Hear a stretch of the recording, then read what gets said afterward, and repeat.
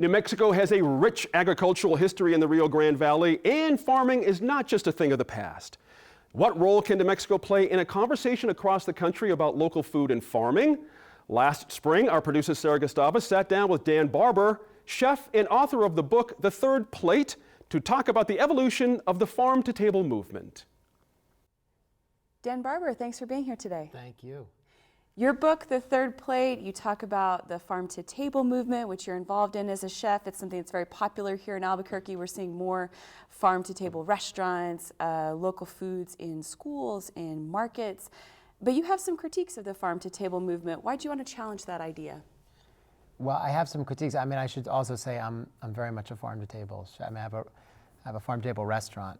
Actually, I have a restaurant in the middle of a farm, so I've very much have a skin in the game here. But what I started to realize in the research for the book that I wrote, The Third Plate, which started out as an ode to this movement, this exciting social movement that you're talking about, that's sweeping the country and continues to gain this momentum that is very exciting for the future of good food. But what I realize is that farm to table, at least the way we practice it, going to the farmer's market, picking out the tomatoes or the zucchini or the eggplant we're about to come into this time of year, and going back home and cooking that meal and calling ourselves devoted advocates for this social movement is a little crazy, because it shortchanges what actually needs to happen in terms of engagement with this movement. And it's really a deeper involvement that helps us understand what a farm or farming landscape or farming community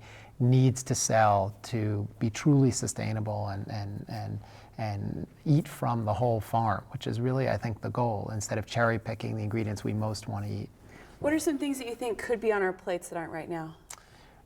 Well, look, in many ways, people are talking about the offcuts of meat that, we all love the rack and loin and the steaks, the chicken breast, but what about all the other cuts of meat, the lowly cuts, that aren't as popular, more difficult to cook, sometimes more difficult to chew, but have great flavor and great traditional recipes attached to them. And so that has been gaining steam. What I started to look at was that philosophy writ on a landscape. And a lot of that is leguminous crops, especially here, that allow nitrogen to be fixed into the soil and give you those tomatoes and eggplant, zucchini that you ultimately want to celebrate in the summer.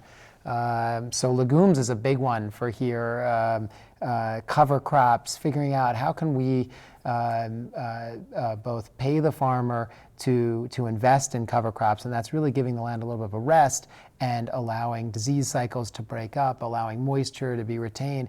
But then how can we snip, for example, a great cover crop we use in the East Coast is mustard greens. And you use it out here too, I heard. And so mustard greens, when they first come out of the ground, they're delicious in a salad. And so can we pay the farmer to grow the mustard green for the soil and take a percentage of it for us, and thereby creating an incentive for the farmer to grow more of it? That's whole farm cooking, I think. That's really an expansion of the nose to tail ideal.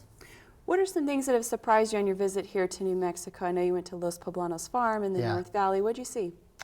First, I saw some incredible farming. I saw incredible landscape, traditions, and really a community around food. And that's ultimately what makes me so excited is, you can visit a great farm and farmer, but if it's not connected to a restaurant or the larger community, if it doesn't bleed into the sort of everyday food culture, which is what I saw at Los Poblanos, then ultimately I don't think it has a shot at lasting. And that's a very sort of cynical look, because there are a lot of farmers who are just, off in their own stretch doing their own thing, and, are popular because they sell at a farmer's market or whatever.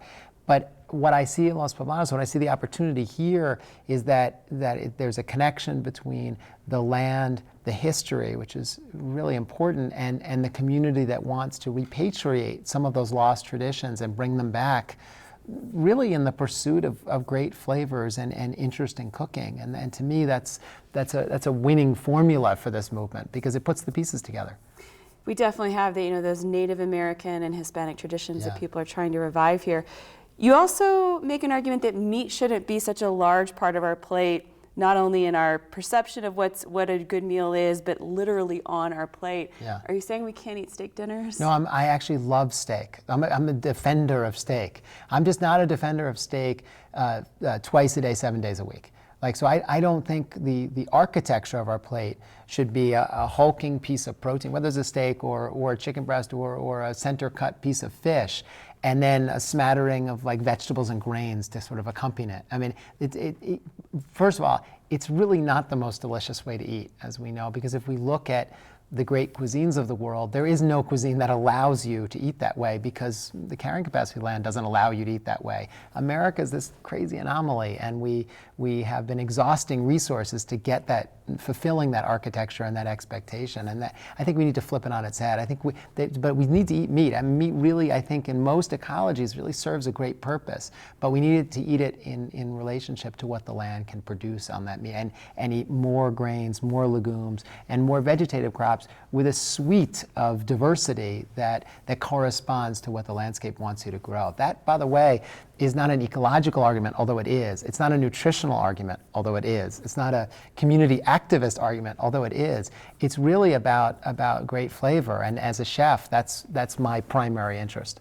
It was interesting in your book that you say that America doesn't have a cuisine, really. Maybe the South. You made an argument for the South having a cuisine, which I think maybe we could make an argument for I was going to Mexico. say, after I said that, that was last night. Now here I am late this morning, and my position is evolving. How about that?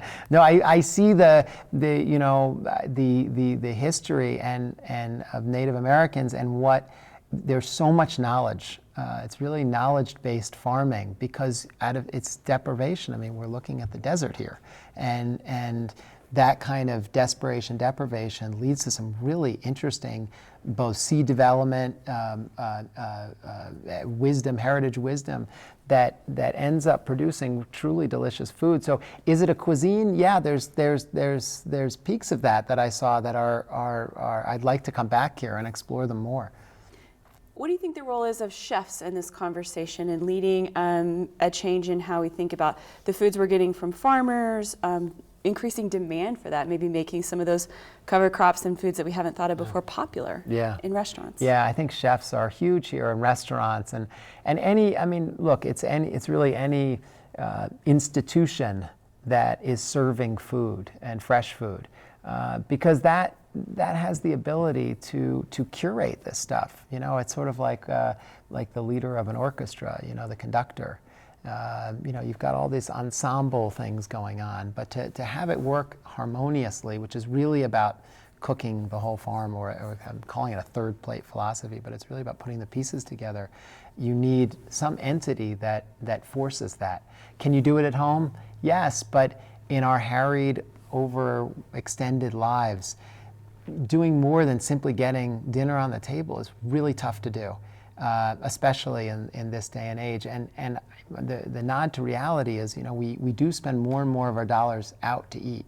And if we can focus those dollars on going out to eat and thinking about our menu in more thoughtful ways, I think chefs would respond, and chefs are responding, are sort of leading this, pushing this, because it's where the best food is going to come from and where they're going to have the most satisfied diners. So I think that's the future of good food, and I see it here just beginning to blossom. And when I say just beginning to blossom, I don't mean that the farm to table, the connection with farmers is just starting here. No, but a deepening of that relationship and a deepening of the respect for the land and what the wisdom of the people here before understood quite well and passed on through the generations. We can't lose that. In fact, we have to both take that wisdom and modernize it and bring it up to date. That's a very exciting food culture future.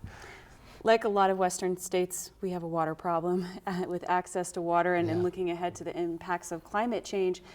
Is this part of a complex conversation about how we're going to address a changing climate? Yeah, definitely, for sure. I mean, all of this is about changing climate because ultimately in repatriating these traditions and these seeds, it's really important, the seeds, because the seeds are tolerant to low water use. So if you can repatriate, if you can grab those genetics, bring them up to date, meaning that farmers can grow them and actually make a real living on them, and they can be modernized to the point where they're resistant to current pest problems and the like. You have a shot at at utilizing the landscape and producing the best, most delicious food. And that's, that's why looking back to the past is so important for these upcoming problems, these ecological issues, and these fraught environmental pressing problems that we have on us now and are only going to compound as we move into the future. So I look at that and it does feel overwhelming in some ways, and then in others, I'm here just at Los Palmas this morning and talking to some people last night.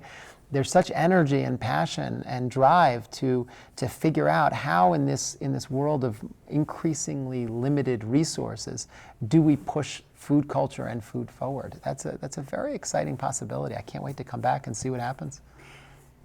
You talked to some really interesting people in your book and went out and learned from them. They're doing that work in the field. They have that knowledge that even though we have access to so much information on the internet, in books, in so many places, it seems like there's really something valuable about talking to people who are actually building up that knowledge that they need to then pass on. It's a great point. No one's ever said it to me, because a lot of the people that I talk to, you could find this stuff on the internet. It's true. You could research, but what is it? It's about these engagements and seeing the land and digging very deep into their ideas that become really felt. And then, from that, this third plate idea came to me. It doesn't happen through just reading, articles about some of these farmers on the internet, but it's a great point.